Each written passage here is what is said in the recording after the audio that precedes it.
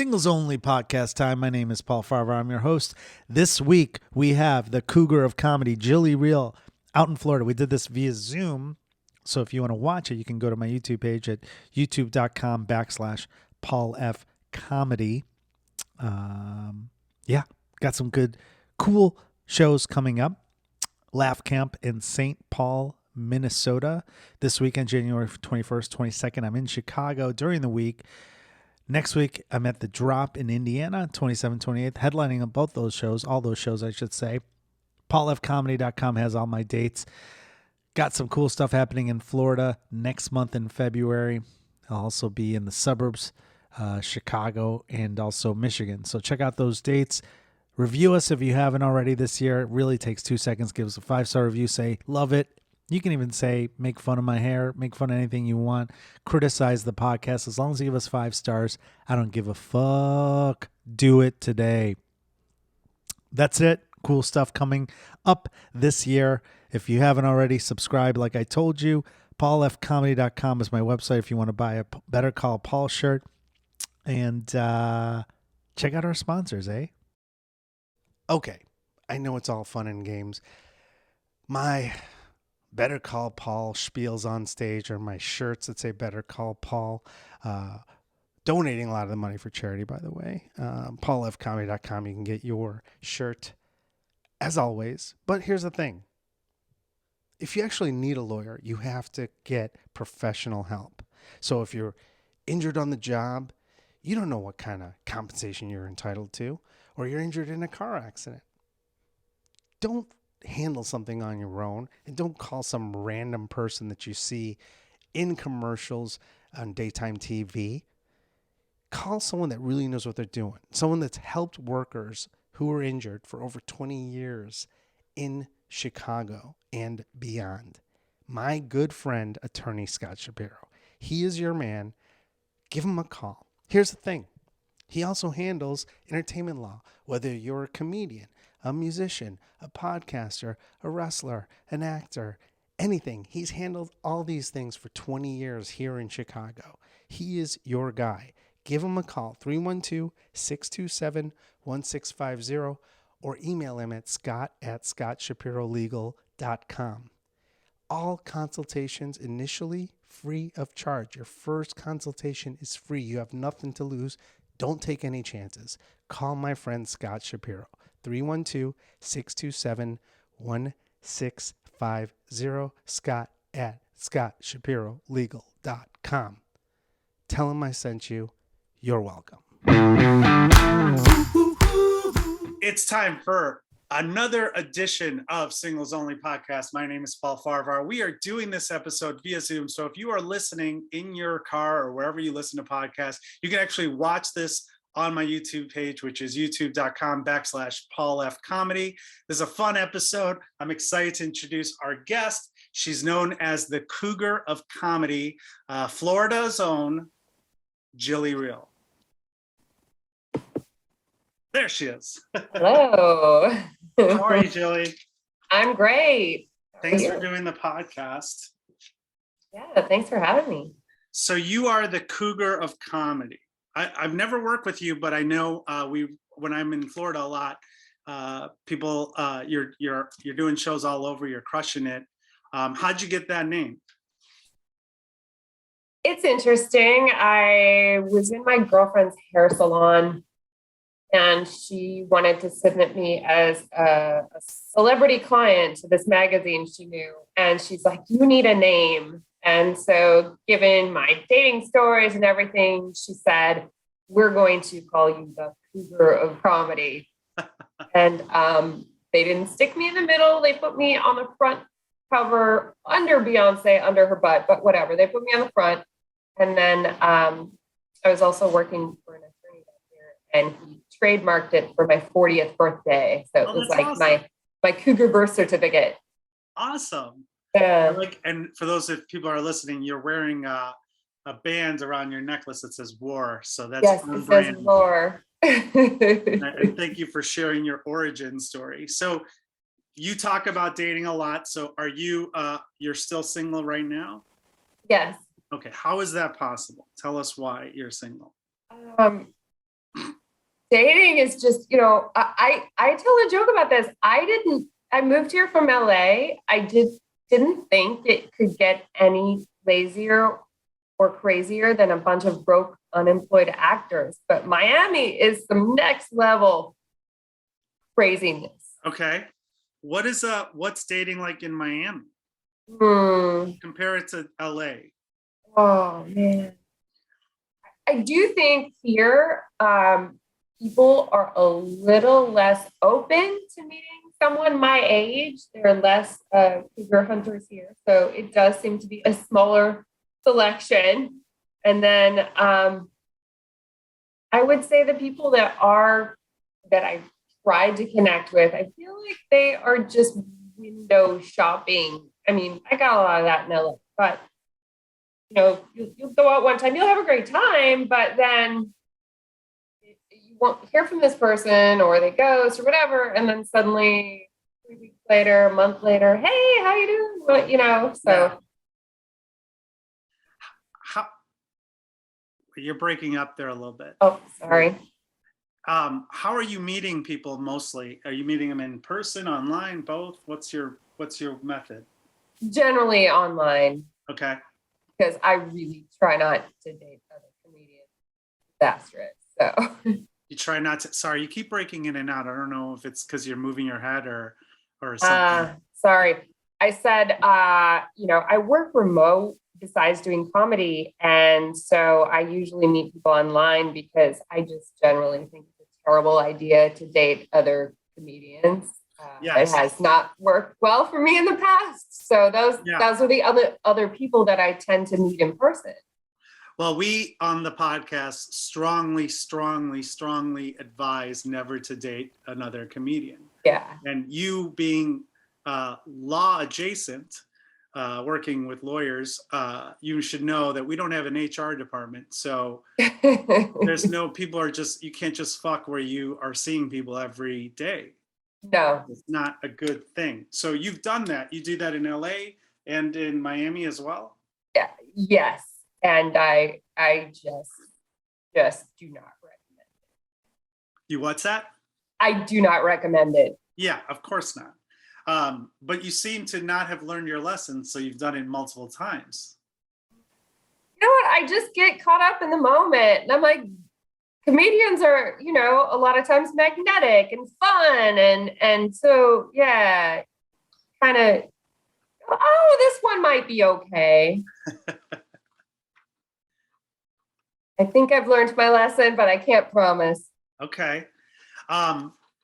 So you're in Miami. What are the guys that you're generally, let me start with this. What's the longest relationship you've been in? Longest? Probably 4 years. 4 years? Okay. I was married. Okay, you were married for 4 years? Yeah. Will you get married again? I will never say never, but I've been married twice already. So okay. You don't learn your lesson. It sounds like I'm seeing a pattern here. Like I know. Can we just have some therapy right here? That's what this podcast is about. I mean, so you got married. How long were the marriages? So the first one was when I was in my 20s living in Minnesota. And it was just like, back there, you go through this trajectory of you date for a year, you live together for a year, you get engaged for a year. And then the next thing, our families were pressuring us to get married, but we fought like cats and dogs. So it only lasted a year. Right. So I think it's a different mentality in the Midwest, especially smaller towns. I don't know where you were in Minnesota, but people get married like so early. Your brain's not even formed until you're like 25. So no. And I so I was then divorced by the time I was 30. So how long was that marriage? It was only a year. Oh, okay. But we had been together in that instance, we had been together probably 4 as well. Okay. So then what happens next? What happens with the next, after you broke up, the marriage ended, you moved on to LA? Well, I did, I had, when I was in my young 20s, bought a house with this just crazy alcoholic ex-boyfriend. Oh no. And I decided to get back together with him after my first divorce because he said, I've changed. And he was still a cheating alcoholic. So that didn't really work out. And I think it re-broke my heart on that one. And I said, you know what? I was sick of my job and I just wanted to have nice weather. So I moved to San Diego initially, the map, and I go, that looks nice. Yeah. So then when was the next, so how long were you with the ex after you broke off the marriage? Oh gosh, maybe 3 months, not even. Doesn't count. So then how do we get to the point where you get married again? I had been living in California about 10 years, predominantly single, just living my life finally, maybe. And a craziest dating story that I could imagine having, and it's not my ex-husband, but it's the person leading up to him. So I think it explains it a little bit. But okay. I was in Hollywood, doing my thing, but I was still trying to own a business. So I was opening up this paralegal shop for the public. And one of my friends said, you should really team up with this attorney I've been dating. And so I did. He opened me a shop on Santa Monica Boulevard. And before you know it, he and I started dating, but things started to get a little crazy because he started to have nicer suits on when he'd show up. He'd have rolls of money in his pocket. He one day shows up, he used to have a dented BMW, then it's a Maserati. So one day he says to me, I need to meet you at the Grove to talk to you about something in person. I'm trying to hurry up the story. So, no, you're fine. Take your time. I'm already. So he said, I want to tell you, I just made a bad business investment and I've been federally indicted. I'm like, oh, for what? No. And he turned out to be the largest international trafficker to the United States of Molly from China. Wow. Okay. And he was using our storefront for money laundering. So thankfully, I didn't get in trouble. But he tried to explain it away and all these things ensued. I found out he had a Russian bride at home laundering his money, blah, blah, blah, blah. And so he doesn't show up for his trial. And the feds ransack my apartment looking for him. But the craziest thing is he had then gotten the Mexican cartel to give him a new identity and hide him. And they showed up at my door one day and took me to go see him. And lucky nothing happened to me. They were actually really pleasant people. They showed me all around town. They took me wine tasting. It was bizarre. And that happened a couple of times. And then I was terrified. He kept showing up at my place looking for him. So I put myself voluntarily into the witness protection program out in Palm Springs. Wow. Meaning I just lived in a very secure neighborhood with a bunch of gay guys all around me. I just wanted to be left alone. So I was there for 9 months, and I finally stopped hearing from this fugitive and felt safe enough to start dating again. And I was just wanting to go after the most vanilla person I could find. So yeah, I figured that's where this was going. My ex-husband is a mechanic for JPL, Jet Propulsion Laboratory.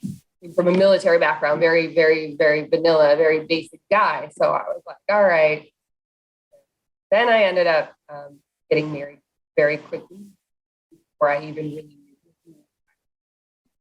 Wait, you broke up there. You got married when? I'm sorry. I said I ended up getting married very quickly. Okay. Within months before really knowing who I was dealing with. And he had been married twice before me by the time he was still in his 30s. So it just turned out to be really quite the opposite of what I thought it would be. Yeah. Well, okay, let's back up a second here. So the friend of yours that introduced you to your federally indicted lawyer boyfriend, she was dating him? She was, but then they got in some kind of fight. And so I've always said I would never date somebody my friend was dating or been involved with, but then she wasn't talking to either one of us at that point because I was in business with him. And so it kind of got the picture. That I was wondering if like she didn't give you like a heads up or something that maybe this is a little shady, but I guess she had no incentive to at that point. Right, she did not. So you marry a down to earth, who you think salt of the earth mechanic, because you're done with crazy. Right. And then that doesn't work out. Why? Unfortunately, it just ended up to really have a lot of temper and cheating and lying issues. What issues? I'm sorry, you broke up again. Temper, cheating, lying. Lying issues. Gotcha. Okay. Yeah. So I take it that was an influence in terms of why you left California. It actually wasn't. I left California in March because it's just getting so bad there. So because what? It's just getting so bad there. So you recently moved to Miami? Yeah, I'm very new to. Okay, so how? What apps are you using to meet people in Miami? I'm banned from Tinder, so I can't be on there. How are you banned from Tinder? Let's talk about that. Because so many people were using my profile pictures as a fake profile. Oh. That Tinder banned me too, because they can't figure out who's the real Jillie Reil. It's kind of funny to me. I joke about it because that's how I met my last ex-husband, and Tinder was very new. And I was just like, maybe the universe is trying to protect me here. Yeah. I just don't belong on that app. So I'm on Bumble, Hinge. Oh, there's a couple one-offs, The League. Yeah, those are all the ones. I think Hinge and The League are good. Okay, so you call yourself the cougar of comedy. Are you dating generally guys who are younger than you? Yeah, I am for the most part, I would say. Why is that? A lot of times, I would say, and women my age say this a lot, I don't have any kids. So a lot of times when I meet someone my age, they're going to have the kids and the baby mama drama or the scheduling issues, or they use I've experienced this. They use their kids as an excuse to flake on you. And so I just really don't want to deal with that. And then there's also, to me, I feel like men my age can sometimes be really bitter. Okay. And at least there's a little less of that too. They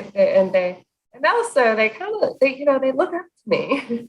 Sure, you're in control. I'm their elder. Yeah, you have I've always told my friends who are dating that are older to date younger guys, because if they've already had their kids, or if they wanted kids, there's no longer that pressure, and then they can control the parameters of a relationship, because guys that are younger are malleable. You can make them into whatever you want and need.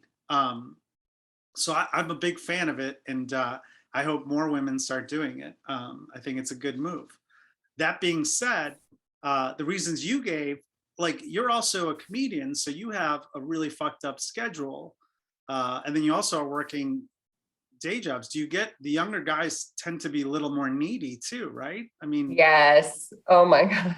so how are you balancing that? Because you're not available physically, and they're I'm probably not. I mean, I'm probably maybe, if I really had to dig deep, I can be not the flaker, but the non-responder a lot of the times too, because I'm just overwhelmed with life.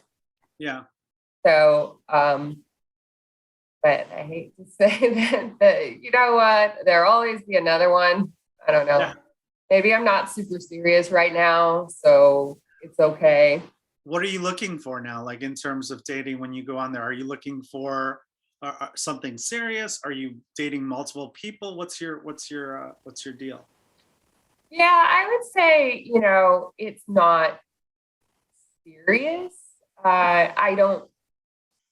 I've just been through a lot, and I don't really want that pressure. So, but I would love to find somebody that, had the same things in common with me, like go have fun,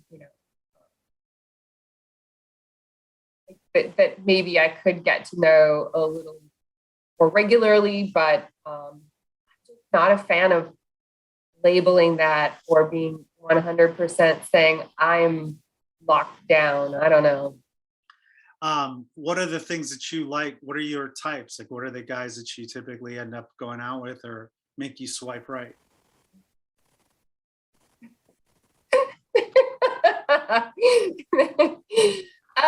They usually look like they played in some kind of professional sport. Okay. I do like smart guys for sure. I mean, your dog is agreeing with you. Your dog doesn't like your type, it sounds like. Yeah, I do want somebody to have a head on their shoulders.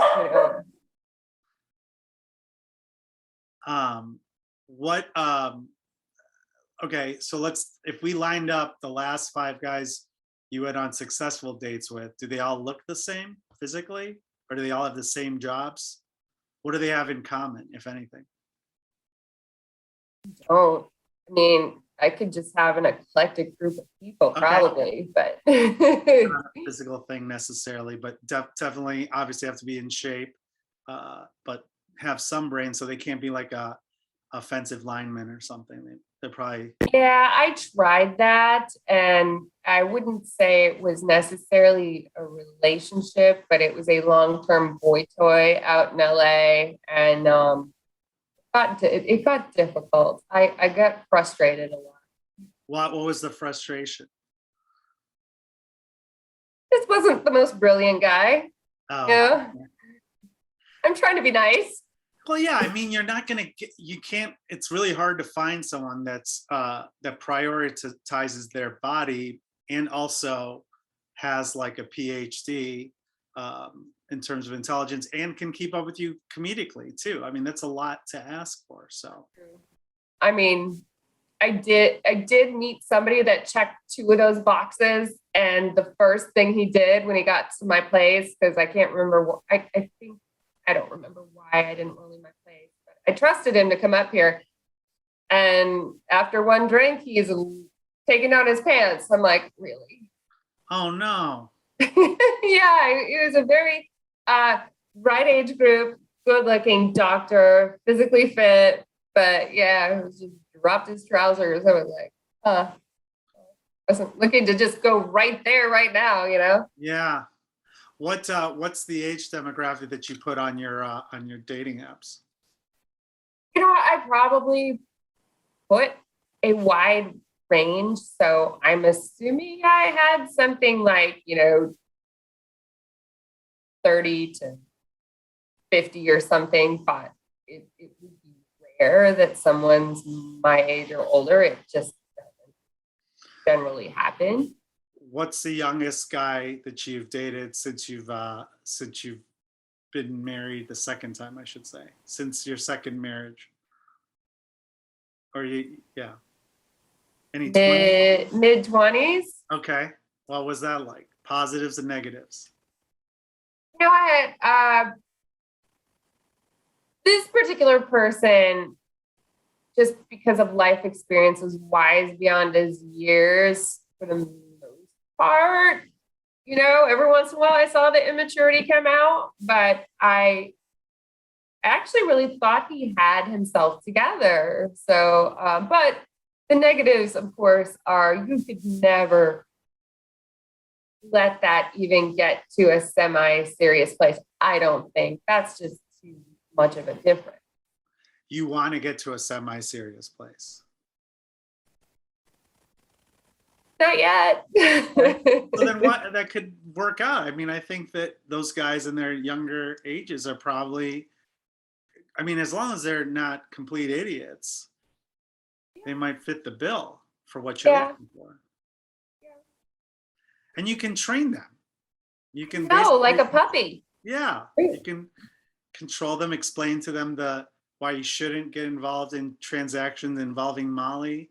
I mean, little things like that will set up the tone. Well, the challenge that I have when I connect with guys of that age range is there's a lot of expectation for me to be the financial provider, and I don't respect that, because you be a hard worker and provide for yourself, and I don't have to pay for something like that, you know? Not a sugar mama, right? No. And if they're too young, that just becomes a topic. You need like a baseball player who's like on his way out, who is going to be a coach someday. So obviously his brain is intact. And football or baseball, you don't get a lot of injuries. So, and he'll have his own money. So, that's the problem.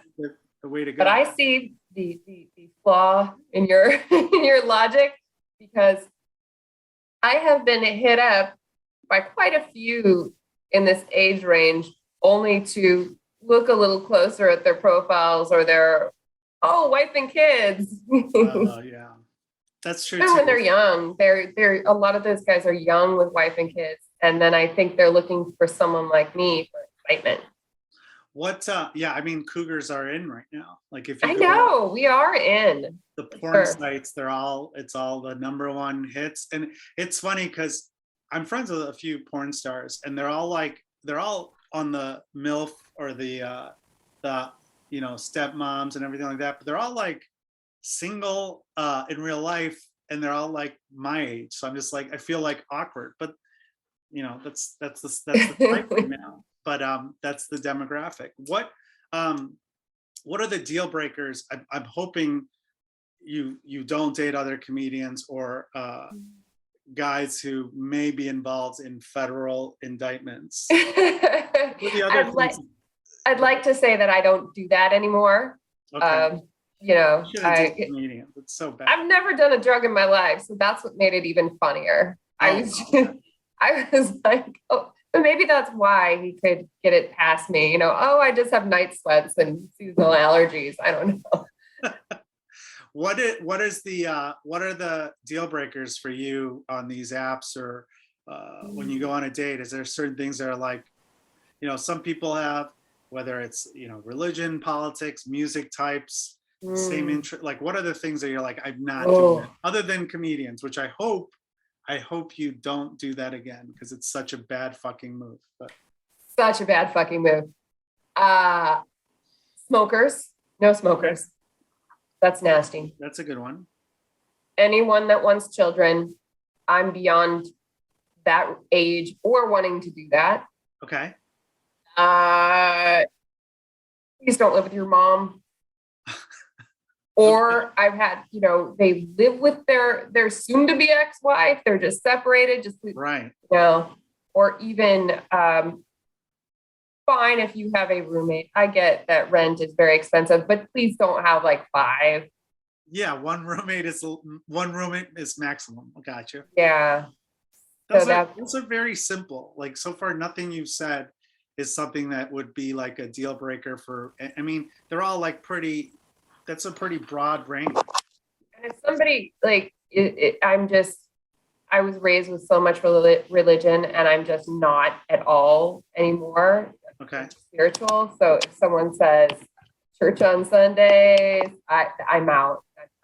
What about like height requirements? Because I think you're pretty tall. You looked, I don't know, I've never seen you in person. Yeah, I'm 5'11", and I used to say at least my height or taller, but I seem to just be making random exceptions now and again. So Okay. fine. That's fair. Yeah, you're making a lot of adjustments to make this work for whoever's listening that might want to DM you. So Right.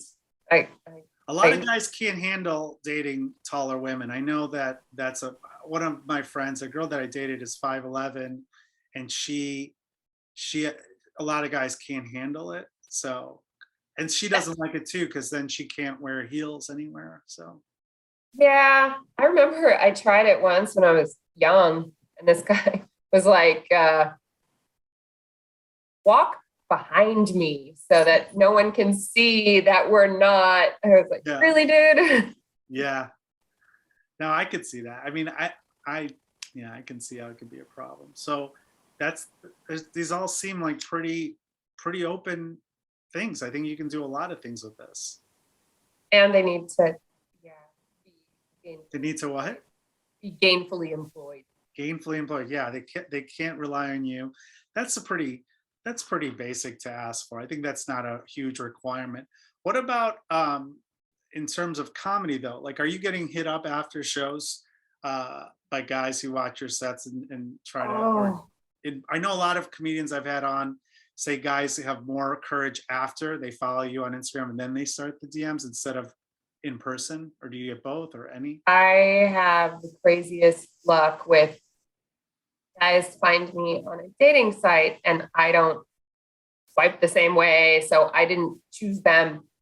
Then they wind up in my DMs on my Instagram, and then the next thing I know that's where I'm advertising my comedy shows. They're like, all right, I'm just going to show up there. And then they corner me either if I'm out, it's a bar show, I'm out and about in the bar before my set or after. And it just gets because you're appreciative, like, oh, thank you for coming to watch me. But then it becomes, oh, hey, can we have a drink after this? Can we, and it's, oh. What about guys who've just seen you at the show, did not, stalk you down, for lack of a better term? Have you had any success with guys you've met at shows and then, gone on a date or two and then they came over and they didn't pull their pants down maybe this time? I haven't really had that. I've had people that have said, and maybe I was too intimidating or something to talk to. I don't know, but they DM'd me after the show to tell me, great, I'd love to catch up another time, but not at the show. I think I had a guy yell during a show. I mean, I haven't had too many hecklers, but he heckled me. He kept asking for my phone number. Okay. Did you give it to him? No, but I should have had in the back of my head, something brilliant to rattle off my exes or, you know what I mean? Tell them to follow you on Instagram. That's what it's one more follower. You can always put the DMs on the general box so you don't see them every day. It's just one more dick pic that's going to roll in. Are you still getting a lot of those in 2021? It's interesting. I feel like the same dick pic people that at some point started sending the conspiracy theories. So they got bored with the dick pics and sending conspiracy theories. I think it's the same people. Yeah, I can see that. I had a friend who matched with a guy and he sent a dick pic to her and then she went out with him. So I'm like, you're encouraging bad behavior. And then I was like, it clearly is still working for people. I don't know. I've done it. I'm not going to lie. I can't say I'm better than yeah, people. Women, I think it's different because if women are sending things, guys want to see that. I don't think have you asked for a dick pic ever? No, it's Okay. weird. I agree. I don't think we ask for those things. Right. They're usually like, hey, look at this. No matter what, like I remember my ex would get mad at me because people would send me pictures, like women would send me pictures of like just salacious stuff, nothing crazy. And she's like, why are you getting these? I'm like, I'm not going to tell them to stop, but I'm not going to like ask for them. They're pleasant to wake up to every once in a while. And so, but I think it's different with a dick pic because no one asks for them. And I don't think a lot of people want to see them. I mean, unless like it's for like safety purposes to ensure like there's nothing weird going on down there or. Right. Yeah. And a lot of times they are really not the best. They're not, I don't know what they were trying to achieve. Maybe they get off on the fact that they showed it to me, but it definitely was like, you should put that thing away. Yeah, I don't know where along the line somewhere that became a way to encourage women who think that might work. Maybe like as a last resort or something. It's like, well, I don't know. I know that. Ran out of lines. Here we go. Yeah. It sucks that still happens. So I don't know. So what are the, okay, so we talked about the deal breakers and your type. Are there like certain professions that given your schedule, like how are you you can't really date a guy who's like a 9-to-5er really, especially as you get, more and more shows. Yeah. I mean, it's going to be hard to find someone gainfully employed, emotionally available, and can be physically available when you're available based on your schedule. I would say I'm a little bit of a weekend warrior though, because I really try to like put the corporate stuff away on the weekend. And I don't have shows. Like I'm not one of those comedians that's like going to book it up every single night of the week unless I'm getting paid. So not to exhaust myself, but there's time in there. But isn't the goal to get more shows at some point? Oh, of course. So then when that happens, that's almost worse because you're reeling these guys in.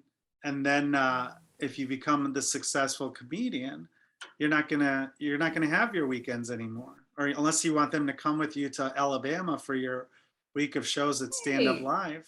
They could do that, otherwise it's just catch and release for me right now. It's okay. That sounds like a good plan. Okay. It's okay. I guess to me, what's most important in my life right now is my comedy and my creative side, because something's always held me back with a man. And so, but of course I'm human. I want to date. I want to go out. I want to do things, but whoever it is, that's going to come first. Yeah, as it should. Finally, yeah. Well, Jillie, we are out of time. I definitely want to hear more about what happens in your Miami journeys of dating. So come back and let us know, or maybe when I'm in Florida, we can do an in-person pod for doing a show together or something. I think I'm in I don't know. Oh, I know that's not happening now. Never mind. Where can people find out more about you and your upcoming shows and everything? Where's the best way to find out where they can see you? I'm usually the most on Instagram at The Cougar of Comedy, or Twitter, Jillie Reil, Facebook, The Cougar of Comedy, YouTube, The Cougar of Comedy, pretty much anywhere, The Cougar of Comedy. I've got a website, same thing. That's awesome. I'm glad you trademarked that, because that's great that you can use that for PR stuff too. Yeah, it's pretty fun. Awesome. Well, thanks, Jillie, for doing the podcast. I really appreciate it. And thank you all for listening or watching another edition of Singles Only Podcast. Thank you. But I'm still staying.